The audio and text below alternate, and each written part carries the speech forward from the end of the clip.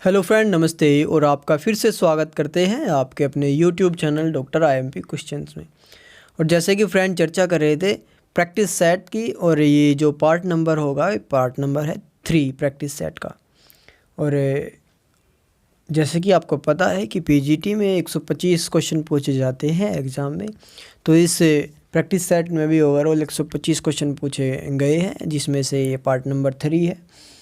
और अगर कोई हमारा friend TGT, PGT, KVS, NVS, assistant professor, LT इत्यादि की तैयारी कर रहे हैं, तो उनके लिए हमारी वीडियोज़ और हमारा चैनल काफ़ी आपके लिए हेल्पफुल होगा, क्योंकि हमने इन वीडियोज़ में कुछ ऐसे क्वेश्चंस को कलेक्ट किया है जो प्रीवियस ईयर्स के क्वेश्चन पेपर में पूछे गए हैं या फिर इन फ्यूचर एग्ज़ाम में पूछे जाने की प्रबल संभावना है। तो आप लोग प्रैक्टिस करते रहिए, क्वेश्चन को प्रैक्टिस करते रहिए, क्योंकि 50 से 60% जो मटेरियल है क्वेश्चन पेपर है प्रीवियस ईयर्स के क्वेश्चन पेपर से ही पूछे जाते हैं। तो okay, without wasting the time आज की वीडियो शुरू करते हैं। लेकिन शुरू करने से पहले रिक्वेस्ट है, अगर आप हमारे चैनल पर नए हैं तो चैनल को लाइक, सब्सक्राइब और अपने फ्रेंड्स के साथ शेयर ज़रूर कीजिएगा। और आज की वीडियो शुरू करते हैं क्वेश्चन नंबर 53 के साथ, जिसमें दिया गया है पुंजायांग स्तंभ तथा गाइनोस्टेजियम किस प्रकार का पुष्पदल आसंजन प्रदर्शित करते हैं। ऑप्शन फर्स्ट दलग्नि, अधिपर्णी, पुंजायागी, इनमें से कोई नहीं। तो इसका आंसर होगा ऑप्शन नंबर सी, पुंजायागी। जब पुष्प का पुंकेसर उसके जायांग से संयुक्त होता है तो उसे गाइनेंड्रस अवस्था कहते हैं। यह गाइनोस्टीजियम या गाइनकोस्टीजियम प्रकार का हो सकता है। तो इसका आंसर होगा option number C. Next question, question number 54 question में पूछा गया है रुई प्राप्त की जाती है किससे। गोसिपियम प्रजाति के फलों की सतह से, ग्रीविया प्रजाति के तनों की सतह से, गोसिपियम प्रजाति के बीजों की सतह से, या फिर गोसियम प्रजाति के तनों की सतह से। तो रुई प्राप्त किससे की जाती है? रुई प्राप्त की जाती है गोसिपियम प्रजाति के बीजों की सतह से। रुई मुख्यतः गोसिपियम स्पीसीज के बीजों की सतह से प्राप्त होता है। फसल के उत्पादन रुई को कॉटन कपास, सीड कपास कहते हैं। रेशा व बिनोले की अलग करने की प्रक्रिया को ओटाई कहते हैं। बीज आवरण से उत्पन्न रुई से धागे बनाए जाते हैं, जिससे कपड़ा बनाया जाता है। बीज से तेल निकाला जाता है, जिससे वनस्पति की बनता है। तो इस प्रकार की कुछ डिटेल्स थी आपको दी गई। इसका आंसर होगा option number C. Next question की तरफ चलते हैं, क्वेश्चन नंबर 55। क्वेश्चन कहता है सल्फर युक्त अमाइनो एसिड है ट्रिप्टोफेन, वेलिन, लाइसिन, सिस्टीन, या फिर cysteine, methionine, cysteine, glutamate acid एवं एस्पार्टिक एसिड। तो इसका आंसर होगा option number cysteine, methionine, cysteine. तो इसका आंसर होगा ऑप्शन नंबर सी। सल्फर युक्त अमीनो अम्ल सिस्टेन, सिस्टीन, मिथायोनिन, अम्लीय एसिड अम्ल, एस्पार्टिक एसिड, या फिर ग्लूटामिक एसिड ये होते हैं। तो इसका आंसर होगा option number C. Next question, question number 56। किसी पौधे के भ्रूणपोष में 24 गुणसूत्र है। इस पौधे के बायदल पुंज में गुणसूत्रों की संख्या होगी 8, 16, या फिर 24, 32। तो इसका आंसर होगा, आप लोग बताइए। क्वेश्चन नंबर 56 का आंसर होगा option number B, 16। Next question, question number 57। Question कहता है अम्फीवासल वाही पुल निम्नलिखित में से किसे एक से पहचाना जाता है। जाइलम केंद्र में हो तथा इसके चारों ओर फ्लोएम हो, फ्लोएम बीच में हो तथा इसके चारों ओर जाइलम हो, जाइलम तथा फ्लोएम की ही अर्धव्यास पर हो, और डी दिया है जाइलम तथा फ्लोएम अलग अलग। तो इसका आंसर आप लोग कमेंट कीजिए। क्वेश्चन नंबर 57 का आंसर होगा ऑप्शन नंबर बी, फ्लोएम बीच में हो तथा इसके चारों ओर जाइलम, यानी कि फ्लोएम बीच में होगा और इसके चारों ओर जाइलम होगा, जिसकी डिटेल्स दी गई है। सवैनी पौधों में फ्लोएम जीवित ऊतक है जो प्रकाश संश्लेषण के दौरान घुलनशील कार्बनिक या यौगिक को स्थानांतरित करता है। एम्फीबेसल सवैन बंडल में फ्लोएम बीच में और जाइलम इसके चारों ओर होता है। Next question, question number 58। Question पूछा गया है वह वर्णक जो प्रकाश संवेदी बीजों के अंकुरण के लिए उत्तरदायी है कहलाता है। जेंथोफिल, कैरोटीन, अंकुरण वर्णक, या फिर फाइटोक्रोम। तो आंसर होगा option number D, phytochrome. Phytochrome वर्णक एक चमकीले नीले या नीले हरे रंग का प्रोटीन है जो प्रकाश संवेदी बीजों के अंकुरण के लिए उत्तरदायी होता है। Next question, question number 59। Question कहता है मूंगफली और रेप तिलहन में ल्यूकोप्लास्ट, एल्यूरोप्लास्ट, एलियोप्लास्ट, क्रोमोप्लास्ट। तो क्या होता है, वो पाया जाता है elaioplast. Option number C. Leucoplast 3 प्रकार के होते हैं, एलियोप्लास्ट, एमाइलोप्लास्ट और प्रोटीनोप्लास्ट। एलियोप्लास्ट में होते हैं ये वसा और तेलों का संग्रह करने वाले बीजों में पाए जाते हैं, जैसे मूंगफली, अलसी आदि।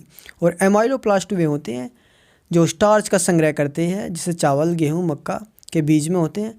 और प्रोटीनोप्लास्ट होते हैं प्रोटीन का संग्रह करने वाले। तो इसका आंसर होगा ऑप्शन नंबर सी।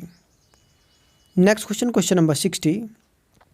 क्वेश्चन कहता है कार्क कोशिकाएं होती है प्रकाश संश्लेषक, दीर्घीकृत और चाल में सहयोग देने वाली मेरिस्टेमेटिक या फिर मर्द। कार्क कोशिकाएं क्या होती है, वे होती है भाई ऑप्शन नंबर डी, मर्द। कार्क कैम्बियम द्वारा बाहर की तरफ बनने वाली कोशिकाएं कार्क बनती है। अपरिपक्व कोशिकाएं मर्द आकार में आयताकार तथा अरीय रूप में व्यवस्थित होती है। इसमें अंतरकोशिका स्थान अनुपस्थित होता है। कोशिका भित्ति मोटी तथा सुबरिनियुक्त होती है, इसी कारण जल के लिए अपारगम्य, अम्लरोधी होती है। Next question, question number 61।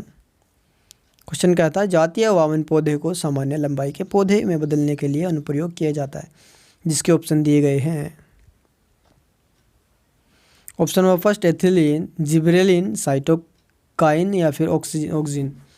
तो आंसर होगा option number B, gibberellin.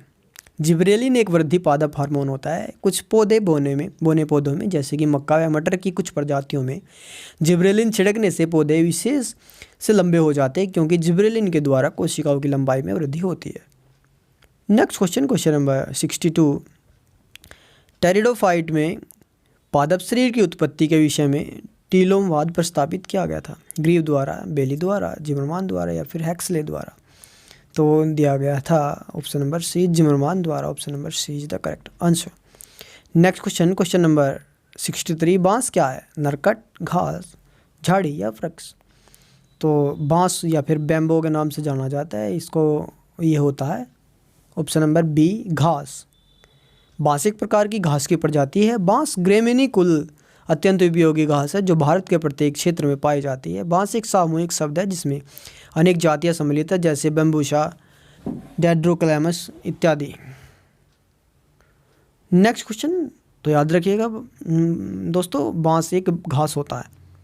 Next question, question number 64। उत्पन्न होता है, क्या होता है, वायरस द्वारा। अब इन्होंने ये नहीं बताया कि भाई क्या उत्पन्न होता है, कवक, जीवाणु या nematode.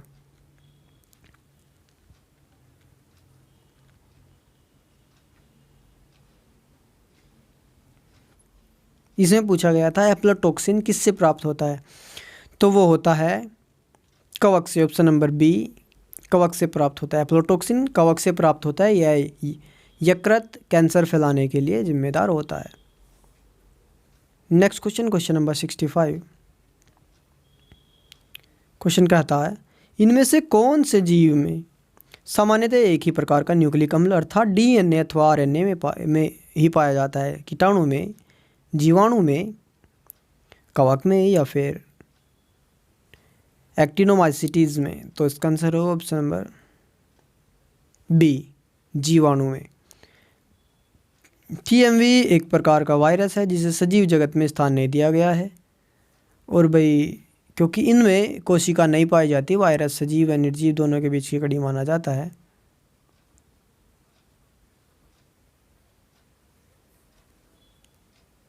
Next question, question number 66। Question कहता है इनमें से किन्हें जैव तकनीक का पितामह कहा जाता है। Karl Ereky, Edward Jenner, John Mendel, कैरियमुलिस।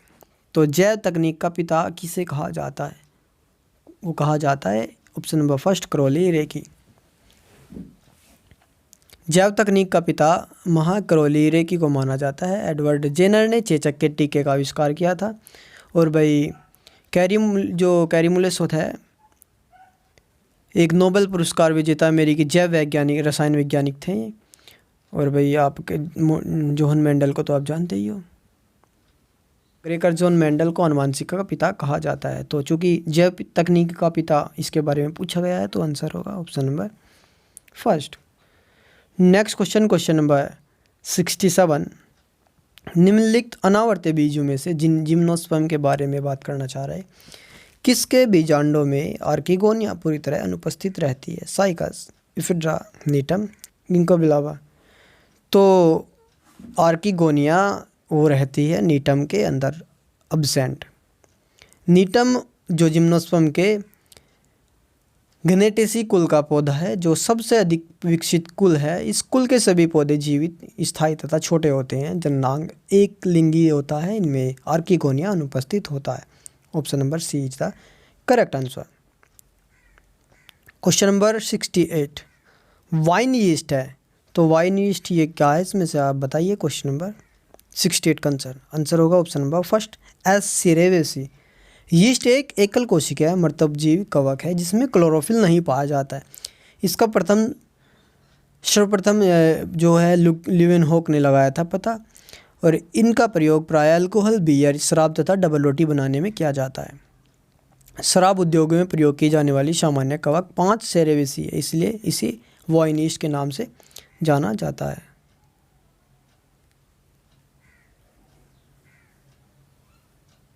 Next question number 69, question कहता है प्रकाश संश्लेषण क्रिया सबसे अधिक सक्रिय होती है नीले प्रकाश में, हरे प्रकाश में, लाल प्रकाश में या फिर श्वेत प्रकाश में? आंसर होगा ऑप्शन नंबर सी, लाल प्रकाश में। प्रकाश संश्लेषण की प्रक्रिया सबसे अधिक लाल प्रकाश में सक्रिय होती है। नीले प्रकाश में लाल से कुछ कम तथा हरी किरणों में सबसे कम अथवा नहीं के बराबर होती है। तो सबसे अधिक पूछा गया है, तो आंसर होगा लाल प्रकाश में। नेक्स्ट क्वेश्चन नंबर 70, निम्नलिखित में से कौन एक ग्राम पॉजिटिव जीवाणु है? होगा ऑप्शन नंबर सी, कोरिनी बैक्टीरियम। ये है एक ग्राम पॉजिटिव बैक्टीरिया है। Next question number 71, question number 71 में हमसे पूछा गया है टेरिडोफाइटस में मुख्य पादप क्या होता है? युग्मोद्भिद या फिर बीजाणुद्भिद, उपरोक्त दोनों या फिर उपरोक्त में से कोई नहीं? तो वो होता है बीजाणुद्भिद। Option number B is the correct answer. Pteridophyta में मुख्य पादप जो होता है बीजाणुद्भिद होता है, जिसमें प्राय जड़, पत्ती तथा स्तंभ होते हैं, तना होता है, यानी कि उत्तक तंत्र विकसित होता है। उदाहरण के लिए जैसे लाइकोपोडियम, सिलिजिनेला, मार्सिलिया, डाप्टेरिस, इक्विसिटम इत्यादि। ब्रायोफाइट वर्ग में मुख्यतः पौधा युग्मोद्भिद होता है, जबकि यहाँ टेरिडोफाइट के बारे में पूछा गया है, तो answer number B is the correct answer, बीजाणुद्भिद, sporophyte. Next question number 72, cup के समान आकृति वाली संरचनाओं क्या कहते हैं? तो कप के समान आकृति को कहते हैं एपोथीसियम। Option number B. कुछ लाइकेन व कवक के फ्रूट खुले तस्तरी नुमा या कप के आकार के होते हैं। अंदर की संरचना एक स्तर से ढकी होती है जिसमें एस्कस पाए जाते हैं। इस आकृति को एपिथीसियम कहते हैं। Next question number 73। Next question number 73, pyrenoid सहित क्लोरोप्लास्ट किसकी थैलस की कोशिकाओं की विशिष्टता है? देखिए भाई, वीडियो काफ़ी लंबा हो रहा है तो थोड़ा सा खींच कर चलते हैं। तो बोलते हैं option number anthoceros, B. Next question number 74, phenyl mercuric acetate का छिड़काव किस पर करते हैं? ऑप्शन नंबर बी, वाष्पोत्सर्जन में कमी लाता है। Option number B is the correct answer. Next question number 75, question पूछा गया है निम्नलिखित में से कौन से विषाणु द्वारा बर्ड फ्लू फैलता है? तो कौन सा जो वायरस होता है जो बर्ड फ्लू के लिए रेस्पॉन्सिबल होता है? तो बोलते हैं H5N1। Option number B is the correct answer. Next question number 76, question कहता है सहायक कोशिकाएं अनुपस्थित होती है। सहायक कोशिकाएं किस में अनुपस्थित होती है? तो आप लोग बताइए क्वेश्चन नंबर 76 का आंसर। सहायक कोशिकाएं होती है भ्रूणकोश के बैगो प्रकार। Option number first is the correct answer. Next question number 77, malaria ठीक करने वाली दवा प्राप्त होती है सिनकोना की छाल से, अट्रोपा की पत्ती से, फिड्रा के तने से, पेपर के फल से। तो सिनकोना की छाल से मलेरिया ठीक करने वाली दवा, जिसको क्विनिन के नाम से जाना जाता है। तो option number first is the correct answer. Next question, question number 78। Question कहता है कौन सा हार्मोन रंध्रों को बंद कर सकता है, तो वो है abscisic acid. Next question, question number 79। Question में पूछा गया है प्राकृतिक रबर प्राप्त किया जाता है, जो प्राकृतिक रबर है वो किससे प्राप्त किया जाता है। तो क्वेश्चन नंबर 79 का आंसर होगा option number D, Hevea brasiliensis के एक लेटेक्स से। Option number D is the correct answer. Hevea brasiliensis Euphorbiaceae कुल का पौधा है। इसके लेटेक्स से प्राकृतिक रबर प्राप्त किया जाता है। प्राकृतिक रबर का एक प्रकार का प्राकृतिक बहुलक भी है। भारत में रबर का उत्पादन सबसे अधिक केरल राज्य में होता है। नेक्स्ट क्वेश्चन, क्वेश्चन नंबर 80, जो आज की वीडियो का लास्ट क्वेश्चन होगा। और क्वेश्चन कहता है उत्पत्ति कर स्वतः जननवाद समर्थन करता है, किसका समर्थन करता है।